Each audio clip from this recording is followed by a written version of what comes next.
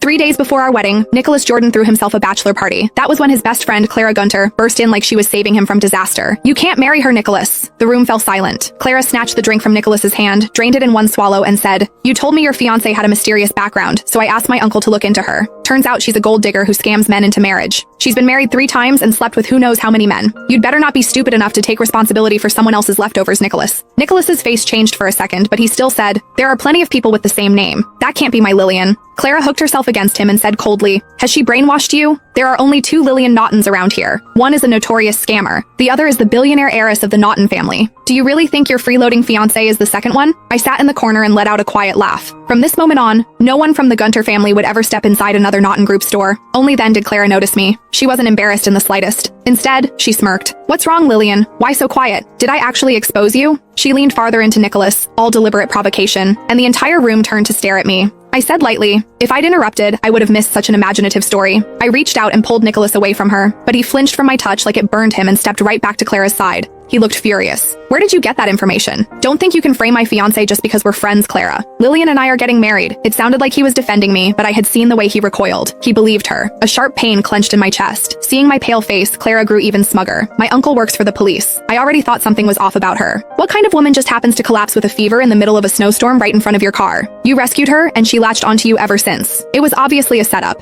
I didn't want to see you get conned, so I had my uncle run her ID. And what do you know? Lillian is a notorious marriage scammer." The room erupted in whispers. Clara held up her phone. "I went through all this trouble for you, and this is how you react?" Nicholas grabbed the phone and stared at the screen. The name on it was Lillian Naughton. Just like Clara said, there were 2 people with that name. One the heiress of the powerful Naughton family, the other an infamous gold digger. The system was updating, so neither profile showed a photo. The atmosphere around Nicholas turned ice cold. He slammed the phone to the floor. "There isn't even a picture. Maybe she really is." His voice cut off. He seized my wrist and demanded, "Tell me the truth. Did you collapse in front of my car on purpose that day, Lillian?" My wrist throbbed, but it was nothing compared to my chest. I had planned to tell him at the wedding that I was the heiress of the Naughton family in Halport, and that I would approve the Jordan family's business proposal with Naughton Group as my wedding gift. Now, after a few rumors and no proof at all, this was what I got. I forced out, "You don't believe me?" The whispers around us only grew uglier. She was obviously caught. The first time they met, she collapsed in front of the Jordan family's limited edition Rolls Royce. He's marrying her without even checking her background? Mr. Jordan bought her so much jewelry, she barely wore any of it. Did she pawn it? Then someone sneered, "Just look at her face. She probably got plastic surgery just to trap rich men." Clara hit Nicholas on the shoulder in frustration. "You're blinded by her looks. How can you still doubt me with all this evidence?" "Fine. Go ahead and let her ruin you. Women like her love fools like you." I had tolerated enough. I said coldly, "Watch what you say. Defamation can send you to jail. And what makes you so sure I can't be the heiress of the Naughton family?" Nicholas took it as a threat. He shoved me hard enough to make me stumble, his eyes dark and hostile. "How dare you threaten Clara in front of me?" Then he turned and said,